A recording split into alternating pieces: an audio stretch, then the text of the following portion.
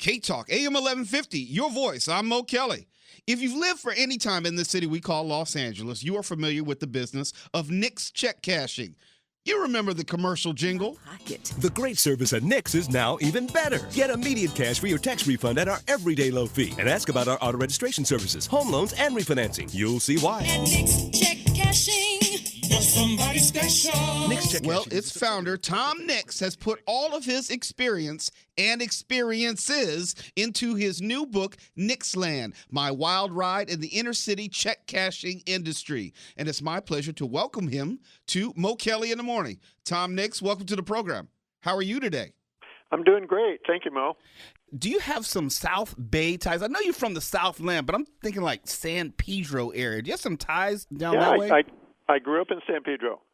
Now, I asked that because I grew up in Harbor City, and, we were neighbors. So tell me about your time growing up in San Pedro, and what do you think of the evolution of that city and area specifically? Well, I grew up in San Pedro in the early 60s.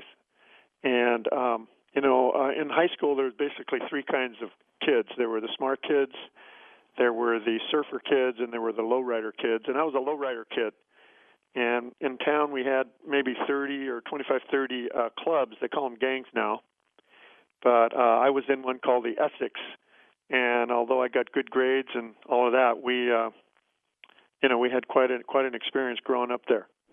When you were growing up, what did you see? You talk about this evolution of clubs into gangs. What did that scenery look like, and how did that inform your viewpoint as far as helping the community and being involved in the community? Initially, our mission in this club was really to get the women and fight anybody who looked at us in a cross-eyed way. But, we didn't have guns and knives in those days, and the drug scene hadn't happened. So the composition of those kind of clubs or gangs, whatever you want to call them, changed over time into something that was completely different. But still, it was quite a way to grow up. But I did have a chance to go to USC. I played football there 1 year. And through that process and then working in our business, Nix Check Cashing, we originally started out in the market business, grocery store business, began to evolve as a person and as a business person. And, of course, that changed a lot of values and a lot of approaches to life. A lot of times people receive criticism for being interlopers, people who are outside the community, who may come into the community, start business, do business, and then leave and not necessarily invest in the community. You're a person who has always been in the community. You are from the community.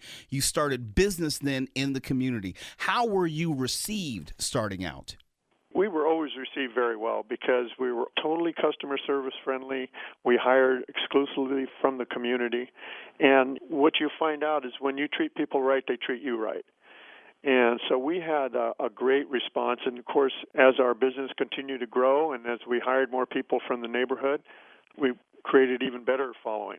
I know you're aware of the criticism. Nix Check Cashing has been criticized over the years as possibly profiting off the community in certain ways, but also has provided certain services for the community. Tell me about how you started Nix Check Cashing and how it has evolved as far as people have perceived it over the years.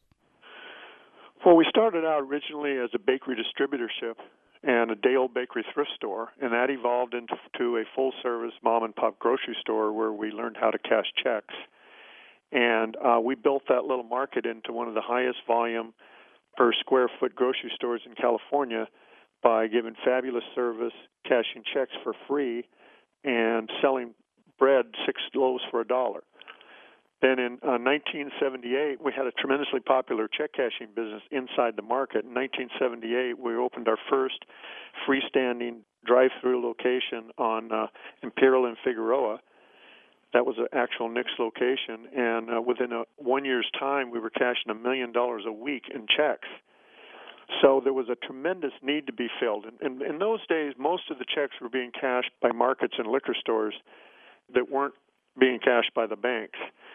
And there was a tremendous need to fill, and we figured out a way to fill this need in a much better way than everyone else. Our strategy at Nix was to provide fast, friendly, courteous service at a fair and reasonable price from locations that are clean, well-maintained, and professionally staffed with people that lived right in the community.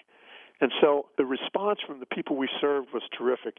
The criticism we got was from people that weren't in the community, that didn't understand the fabulous service we provided, all the community organizations we supported, etc. If you're just joining the program, I'm speaking with Tom Nix. You know him from Nix Check Cashing and also author of the book Nix Land, My Wild Ride in the Inner City Check Cashing Industry. So let me ask you about that specifically. What were some of the ups and downs of working specifically in the inner city? I'm quite sure you encountered circumstances and also consequences of making that decision that other people didn't in business. Tell me about it. Anytime you go into a small business, it's going to be challenging, and especially in the retail business.